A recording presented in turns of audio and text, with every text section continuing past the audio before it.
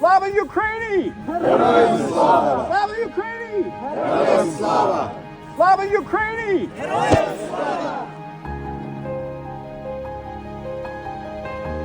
These ambulances will be driven from the beaches of Normandy to Ukraine to provide that frontline support. They are again a symbol of hope and an action of dedication, and it is our privilege and our honor to help.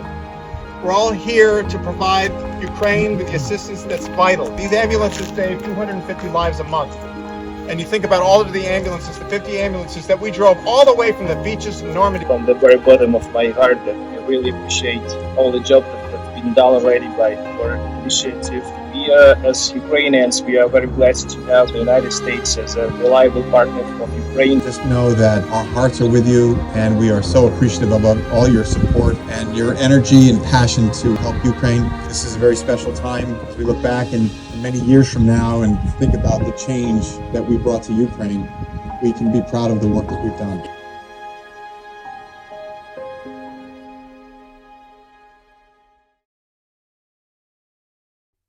Hi, if you are new to our channel, my name is Amy. I was born in Wales and I'm a teacher. And I'm Alex. I was born in Ukraine and I am a doctor. We are full-time travelers and remote workers, but in the middle of our travels, We learned about an opportunity from Amy's sister, who has a friend that works for a hospital system in New York, and they partner with this organization called Ukraine Focus that helps deliver ambulances to Ukraine. We decided to join this large group of people driving approximately 40 ambulances to Ukraine from Normandy, France. So these ambulances are retired ambulances bought up from Madrid and a couple from France. Because they were retired ambulances, they were bought relatively cheaply, but each person driving an ambulance had to fundraise to pay for the cost of that. So Alex and I fundraised and had overwhelming support from our friends and family, which was amazing. Then it came time to fly to France and start this trek across Europe. On pretty much last minute notice, about 2 to 3 weeks before this trip. And we flew from JFK into CDG in Paris. Then we took a train from Paris into Normandy after walking around in the city a little bit. And we were picked up by one of the ambulances, by Oksana and Brock, who are two of the leaders of this group. And we also met up with Basil and Jan, who we got closer with during this trip as well. After that, we got our first look at the ambulances, which was really cool. They had them parked outside the D-Day experience in Normandy. So we made it to Normandy and we just got our first glimpse at the ambulances.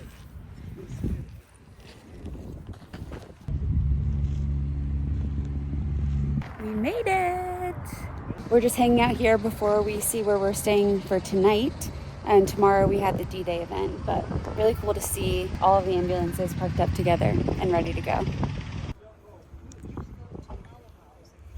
It's so close. So we arrived the day before the 80th anniversary of D-Day. So this was June 5th that we arrived. The D-Day experience in Normandy let us park all of these ambulances up. After we looked at the ambulances, we found out where we were staying for the night. We were actually rooming with Jan and his wife, Debbie and Mike. Yeah, really fun to room with. So Alex was kind of tired and we drove home and almost immediately fell asleep. So the next morning, we started super early. We had to meet at a central location at about 4 a.m. So we got up a little bit before 3:30, got ready very quickly, and then drove over to this other location. Good morning. Hopefully you can hear me. What time is that, Alex? It's 5:20 local time. It's 5:20 a.m. We woke up at 3:30 a.m. Everyone has gathered in this beautiful French chateau for breakfast this morning. Oh, we are in France. It's a chateau, yeah. Yeah, there's like 50 of us and we're all staying in various houses throughout the town, but this one's definitely the nicest. So we all came here this morning for breakfast. They gave us name tags and this is like the best thing that's ever happened to me. They got us messed up. So mine says Dr. Amy Ramsey Wood and his just says Alexander Grabowski. So I'm the doctor. So yeah, this is really cool that we have these tags and that this is the first event and that we're starting. We passed out last night. We got about 4 hours of sleep. We did not sleep on the plane or the train. They were red eyes, but I'm actually feeling quite refreshed.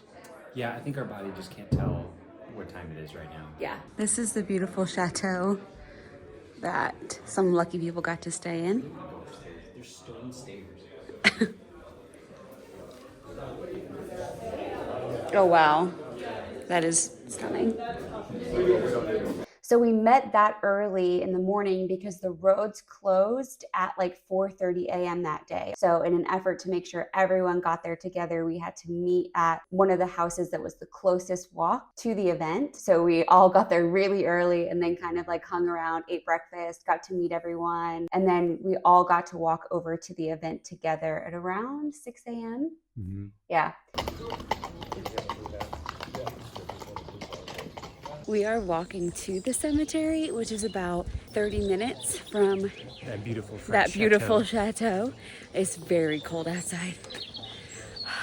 But it's a beautiful day. But it's the most beautiful Very walk. nice sunrise. The coolest, the cutest little roads. I'm gonna put my phone down because there's officers watching me. I think that's it. Cows. Look at the baby. Mm-hmm. It looks like he's trotting to me, but he's trotting to his mom for sure. Yeah. Look. They're so cute. Grass puppy. The nice thing about being awake at 6:30, well, it's not even, it's like 6, 15. is that this walk is stunning with the sunrise. And we're all just making our way over. There's a lot of like memorials and memorabilia that people were putting up, flags. It just seemed like Normandy was showing significant thanks to the United States for what the soldiers did in coming to Normandy to liberate that beach and those towns of France. So we were in the section right behind the important people. So we got tickets to the event because of what we were doing with the Volunteer Ambulance Corps. And that was really cool, but we were right behind the like politicians, the governors, the cool. There were even some celebrities there, which we saw later. Yeah, Tom Hanks was there. Robert Irvine. Yeah, Robert Irvine. Yeah, we saw Robert Irvine. Mm-hmm. It wasn't assigned seating. So in an effort to be in the first row after the important people, we got there at 6:30 a.m. Which, mind you, the event didn't start until 12:30. Yeah, So. yeah. It's very early. Yeah, I guess.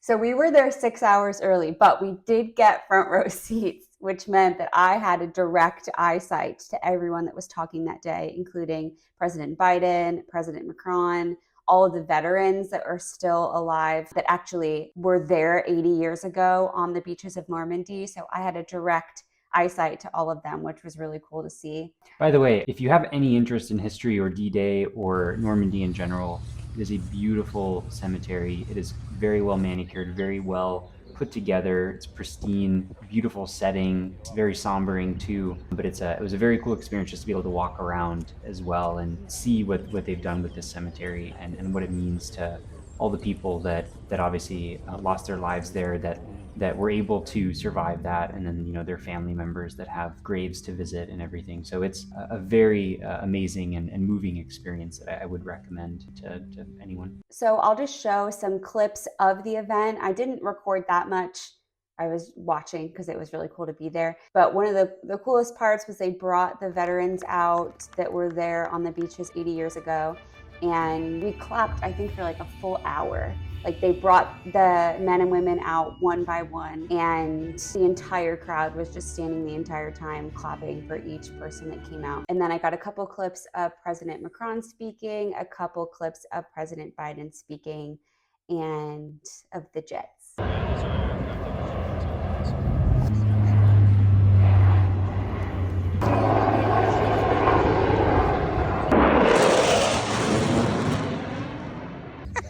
Everyone else out.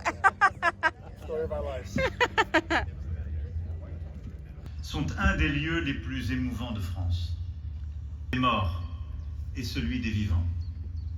Au nom de la République française, nous vous faisons chevalier de la Légion d'honneur.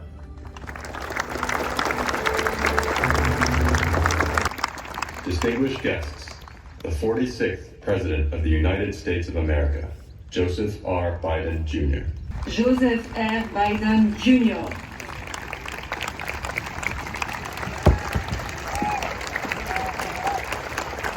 Nations of Europe through brute force, lies, and twisted ideology of racial superiority. Here, the coast of Normandy, the battle between freedom and tyranny. After that event, we all were free to go and get ready for the next day. So the next day is when we actually started our journey. We got dinner in town and kind of saw there were so many old World War II cars. Vehicles, yeah. And people dressed in uniform. And it was cool to see like the entire town kind of celebrating this event. You could just see the whole kind of coast of Normandy celebrating. And it was cool to walk around and get dinner and see that before we started the next day. All right, it is 5:21 a.m. and we've just arrived to pick up our ambulances. They're all here, but they're going to be assigned to us this morning so that we can start the drive. We'll find out if we got an automatic or a manual transmission in about 20 minutes, so that'll be interesting. Hi. Hello.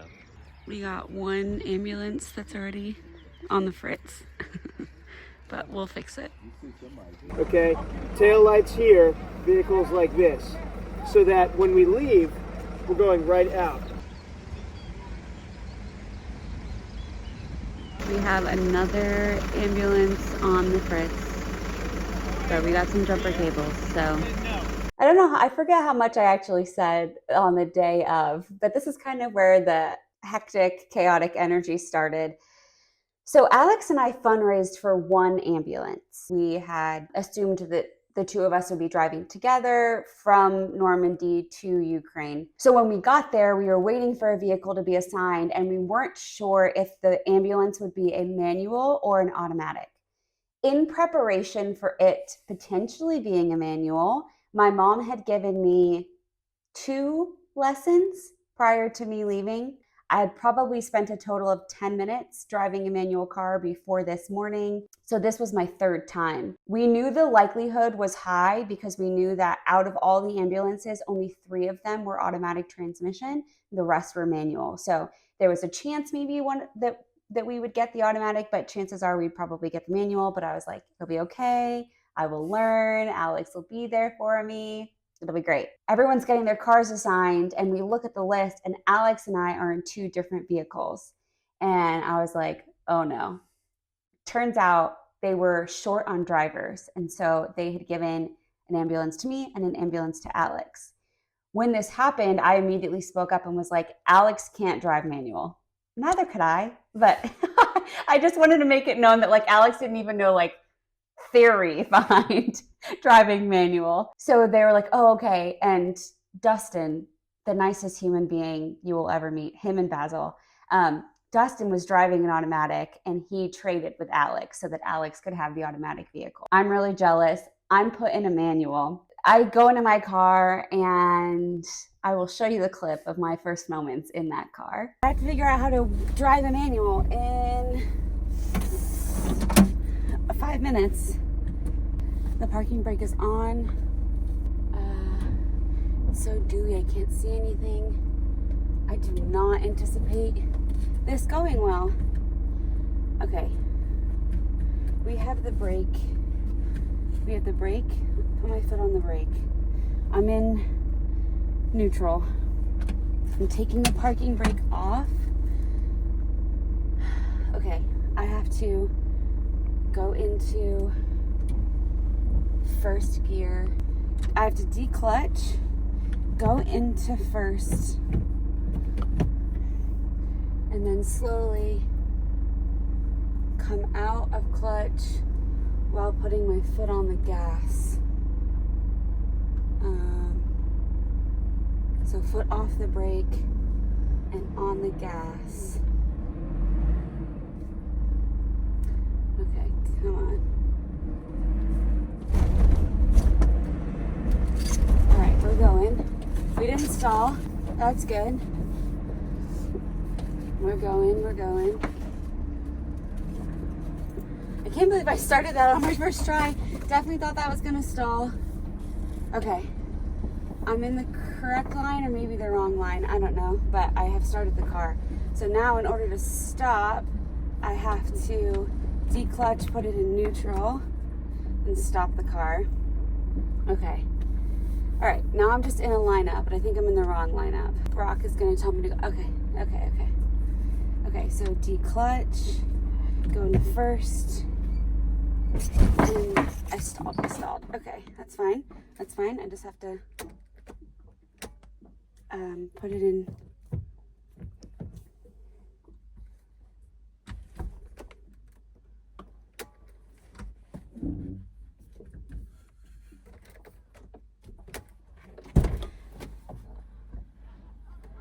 Yeah, I stalled. 1 second.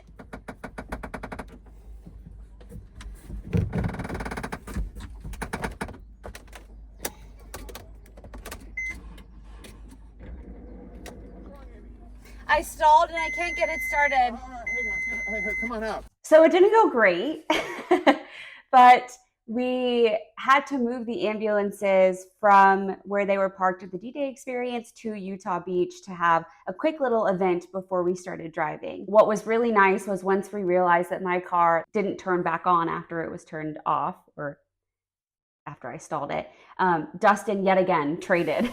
He gave me his car that he had already kind of traded with Alex. So thank you, Dustin. And we made our way, and I got that car 30 minutes to Utah Beach, and we parked that up. Actually, Basil parked it up for me. So then we had an event in Utah Beach, and that was cool.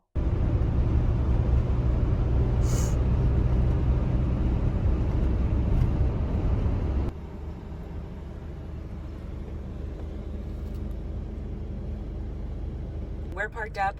We're waiting for all the other ambulances to get parked up. Parking up over 40 ambulances anywhere is a task in and of its own that honestly I didn't even think about. So what just happened? I was in a vehicle that when it stopped, it had to be jumped in order to be restarted. I don't know if I've mentioned this yet, but these are very old vehicles. The one that we have is, or the one that I have is 459,000 kilometers on it. Because they are old, a lot of them have a lot of issues. So the vehicle I was in didn't restart whenever I stalled it. That was my third time ever driving a manual transmission. Dustin very nicely switched with me. His car does restart when I stall, although it's not happy about restarting at the moment. But hopefully it continues to restart if and when I stall. So they've separated Alex and I. They didn't have enough drivers, so Alex got given a automatic transmission because he cannot drive manual at all. I'm very jealous, but I'm also really sad because we're separated. But it should be, I mean, in the grand scheme of things, it's okay, but it's scary to do this alone and to learn how to drive manual in one of the most stressful situations you could learn to drive a car in. But I will be okay, and I will figure out how to drive this thing better. Okay. Now we just have like 400. Okay, here we go. Hello. Hey!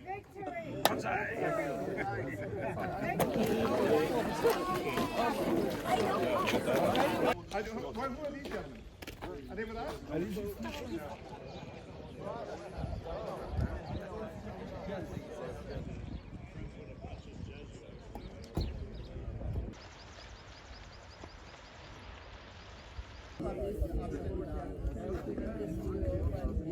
What a privilege to be here with you, but also for you to know that what you're doing is in fact heroic.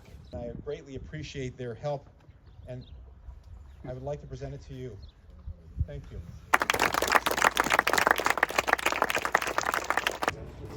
Thank you.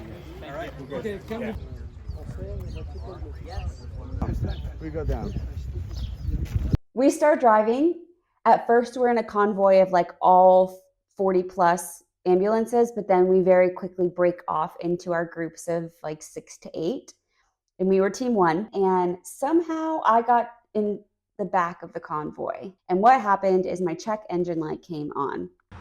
So I'm at a gas station.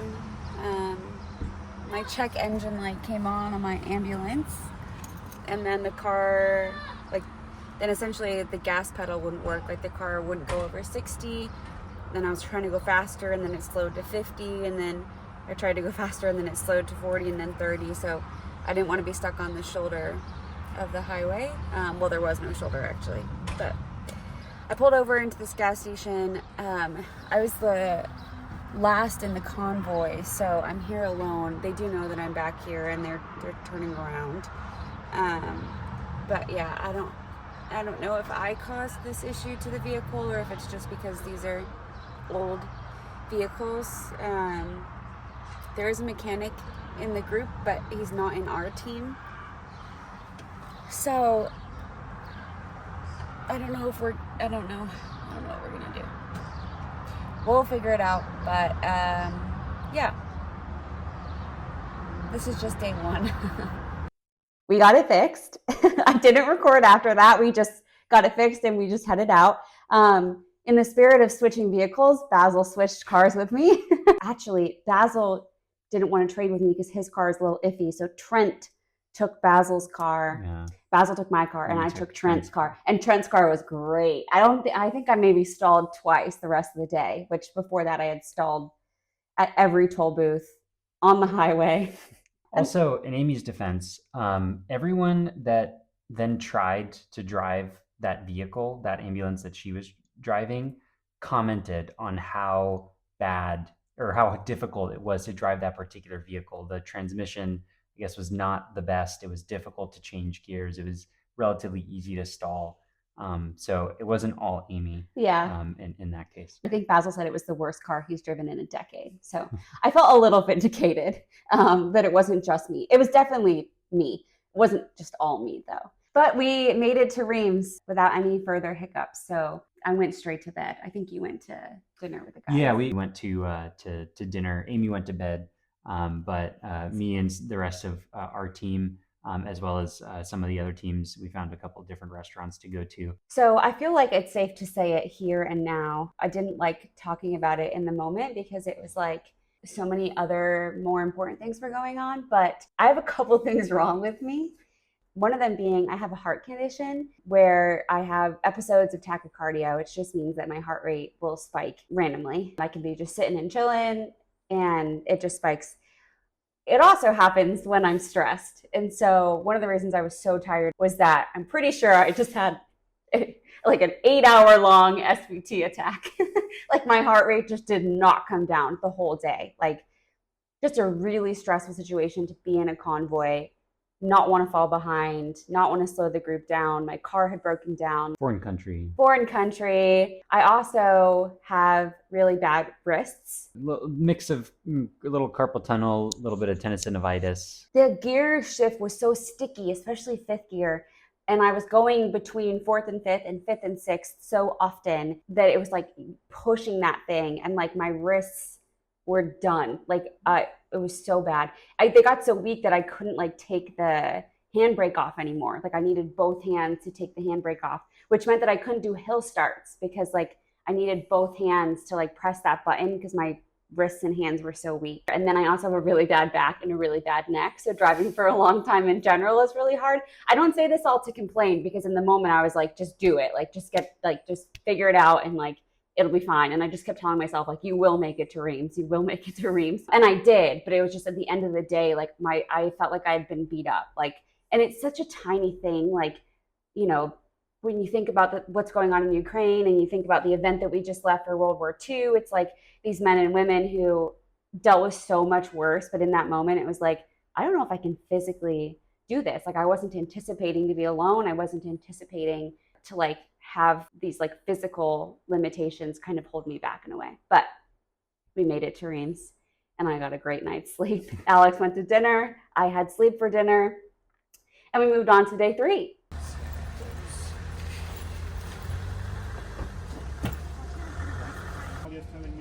the mechanic is staying at the hotel, not at the barracks. We had the slightly later start, and we also had the benefit of a few extra people joined our larger convoy. And so we had... And we lost some cars. We did lose a couple cars because these are old ambulances. So we had to leave a couple ambulances behind that eventually were retrieved. Because of that, and also we gained some drivers, thankfully, they gave Amy a break and they allowed her to hop in my automatic ambulance that we then continued the journey with. A dream. A dream. I will never, ever, ever take an automatic vehicle for granted ever again. But yeah, sitting in the passenger seat of an automatic vehicle was just so nice. I did work the entire day just in the passenger seat. I edited some videos and it was also nice that, like, in case anyone in our team needed a physical break or wanted a passenger, because all of us were alone the first day, which can be hard, just like driving alone. Also, the radios didn't work, the air conditioning didn't work, and the chargers didn't work in any of the cars. Well, not in my car, and I don't think in Demo's car either. Demo was also on our team. So we couldn't play music on our phones because we didn't want our phones to die, and there was no way to charge it, and the cigarette lighters were broken. Yeah, so it's just complete silence by yourself. So it was nice in case someone needed a break, I could drive for them. Yeah, so day 3, the morning started off a little rough just because we had some cars that had broken down overnight. Luckily, we had, I think I said in a video in the moment, but luckily we had a mechanic on our team that traveled with us to Munich, which was our next stop. So this night we were going to Munich, and so we had him up until that night. Moving after that, we no longer had a mechanic, but we did have him up front, which was really nice. So he helped us get those cars started that next morning. We are stopping for gas. I don't know if you can see the lineup of Team 1 vehicles behind us. I'm wearing my shirt. Alex is not. Got my hat then. I don't know if they showed our swag yet. Makes me feel very official. Oh, gotta get out of the road. We're gonna go inside and get brunch, breakfast, lunch, something like that. We are all filled up and ready to go. So after this, there's Dima. After this, we should be able to drive for a couple hours straight and cover some good ground. We are still in France, but we are crossing the border. Yeah, we're crossing the border into Germany soon. So, but not really much to report on day 3. We drove from Reims to Munich, Germany, and then we had a dinner with everybody. Yeah, so that was at the Hofbrauhaus, which, if you don't know the history of the Hofbrauhaus, I recommend looking it up. It's in Munich. It's very interesting. Learn about. Thank you, Trent, for that educational lesson as we were eating the food. Yeah, there. Trent knows everything. So we got really close with Trent on this trip, and he is just full of really fun facts.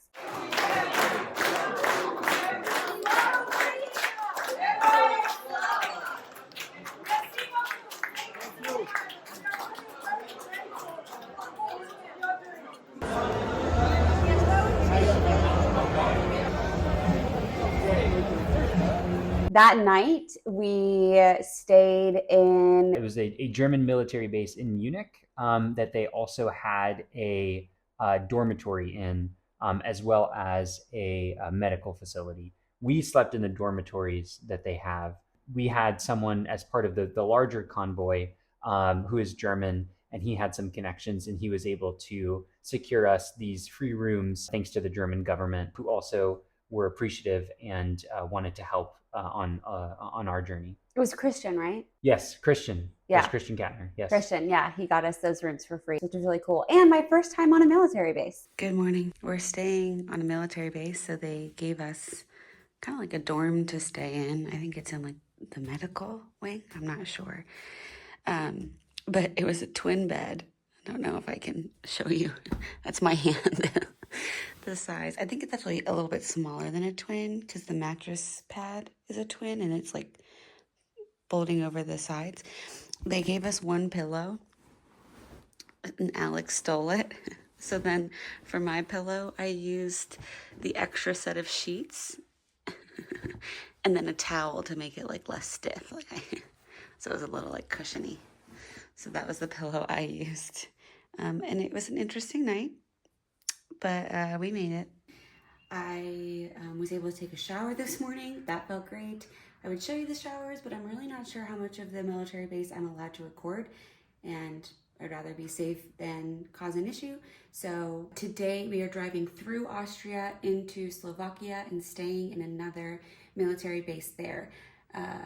I don't actually know where yet, but I will follow the leader of the convoy and we will get there eventually. All right, I'm gonna finish packing and head down to the ambulances. Unsurprisingly, this video got too long, so we've split it into 2 parts. Join us next week for part 2, where we make our way through Germany and Austria while separated from the convoy, into the barracks of a Slovakian military base, and where Amy crosses into Ukraine with 3 members of the group while Alex and everyone else get stuck in Slovakia. It would mean the absolute world to us if you could subscribe, and that way you'll also get a notification once we post part 2. Thanks for being here, and we hope to see you next week.